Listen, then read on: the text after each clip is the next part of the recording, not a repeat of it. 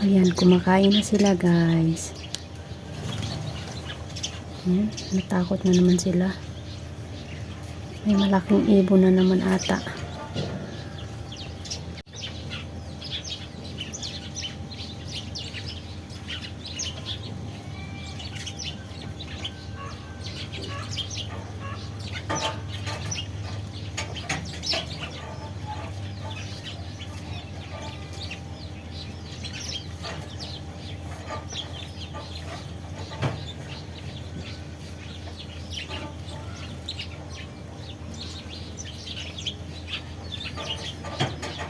Yung ibon, dinala yung kanin sa baba.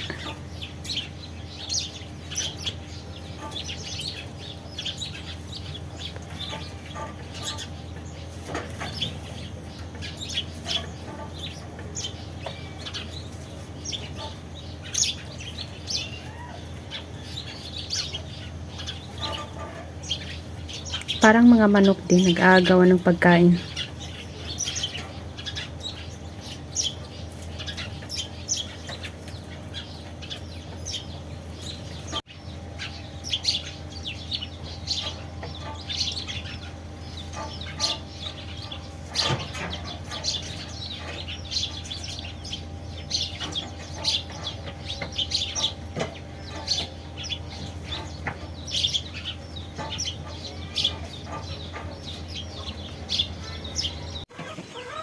Tirik na tirik yung araw, pero malamig. Malamig siya guys.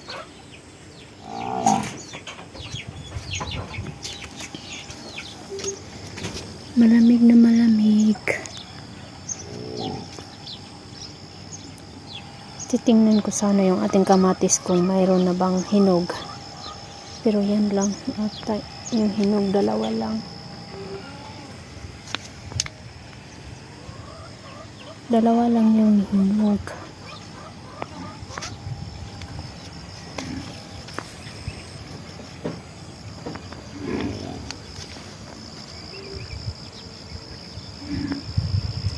Ang tangkad ng kamatis nito. Ganyan yan guys kapag bumibili ako ng kamatis ba, tapos yung buto, pag nagluluto ako hindi ko siya tinatapon.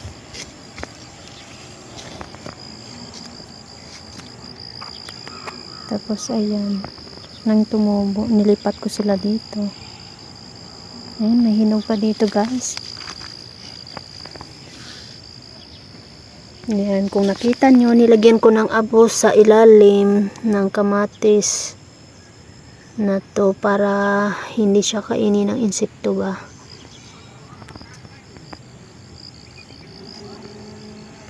Para hindi sila mamatay. Ano kaya nangyari sa isang ito? Yan parang nangulubot. Ayan. Kulot yung mga dahon.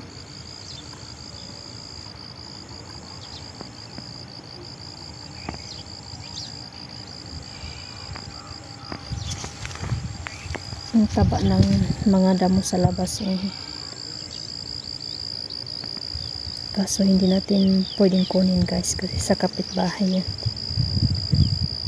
Baka mga trespassing tayo.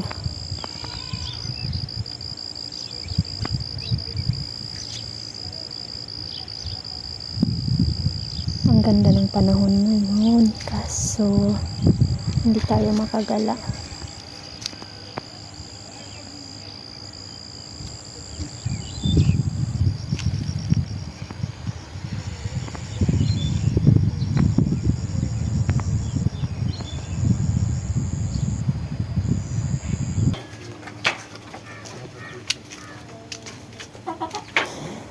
Mainit na malamig.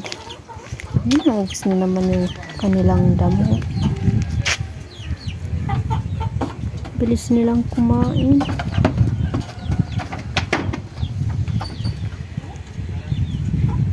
Yung aking tinanim na sibuyas guys, namatay yung iba.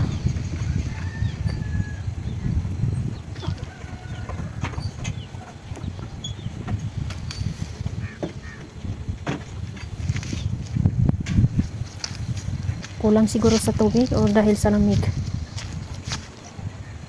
At tinanggal ko na rin yung ating radish dito banda kasi taniman na naman ng gulay. Magtatanim tayo ng okra, talong. Ayan, speaking of talong, nalalanta na yung kanyang mga dahon. Pasensya na kayo guys, wala tayong ibang video kundi dito lang sa paligid. Sa paligid lang tayo magbi-video. Wala rin akong maitsika sa inyo, kundi magpakita lang ng mga view dito sa aming paligid. So yan lang yung natirang gulay natin guys, yung cabbage saka yung broccoli lang. Yung patatas na yan, sa sister-in-law ko yan. Hindi talaga siya tumigil na hindi nakapag-garden dito sa amin. Pwede naman siya mag-garden doon sa kanila kasi malawak yung kanilang garden, pero iwan ko ba sa kanya. Ginawa lang ata tong paraan para may dahilan siya para pumunta dito ba. So ayan pala guys, yung mga pupo ng aming kanding, manok, saka mga tuyong damo dito namin nilalagay para pag dumating yung taniman ng mais, gagamitin namin to pang abono.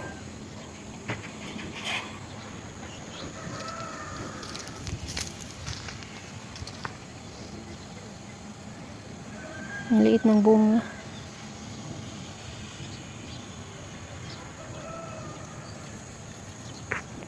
Second harvest namin yan guys.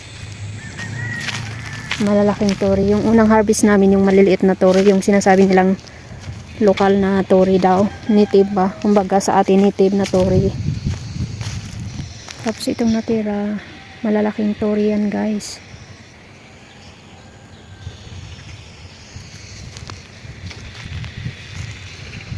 Ayan. Mamaya mag-harvest na naman tayo ng kiraw kasi ayan, may malalaki na.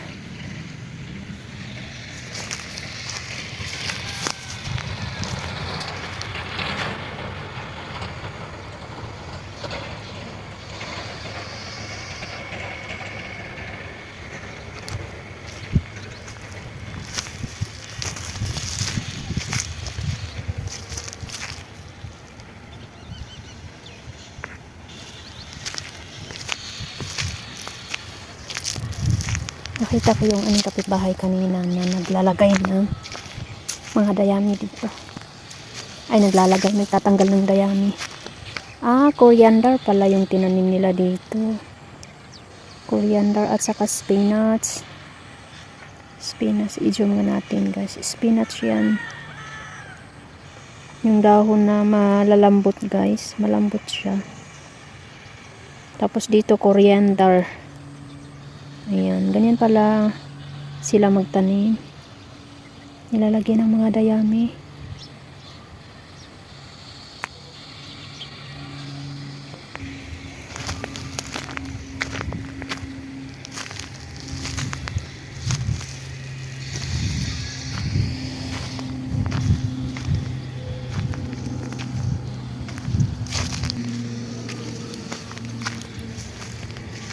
Maglakad-lakad tayo guys habang nagpapainit. Ang lamig kasi sa loob ng bahay.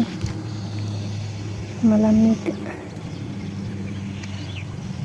Kaya habang nagpapainit tayo sa labas, mag-video-video din tayo.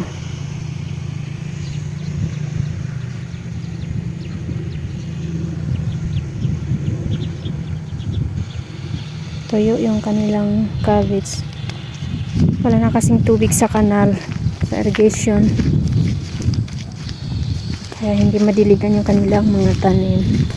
Malayo kasi ang bahay ng may-ari niyan doon sa unahan. Sa unahan pa yung kanilang bahay.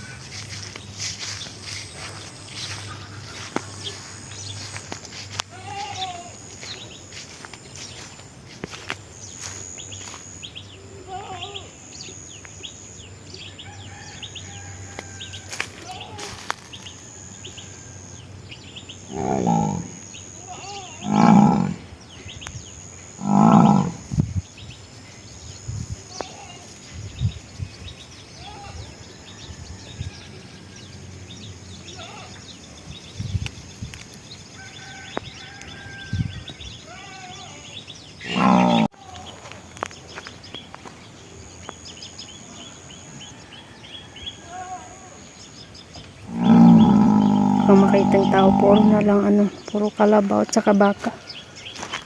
Ako lang ata yung naglalakad ngayon.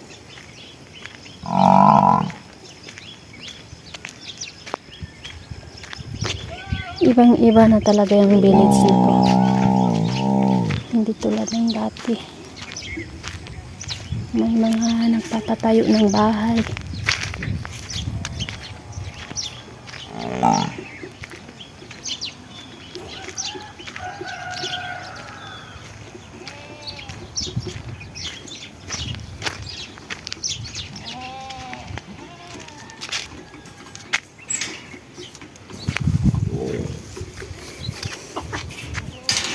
Sarap matulog sa ganitong oras.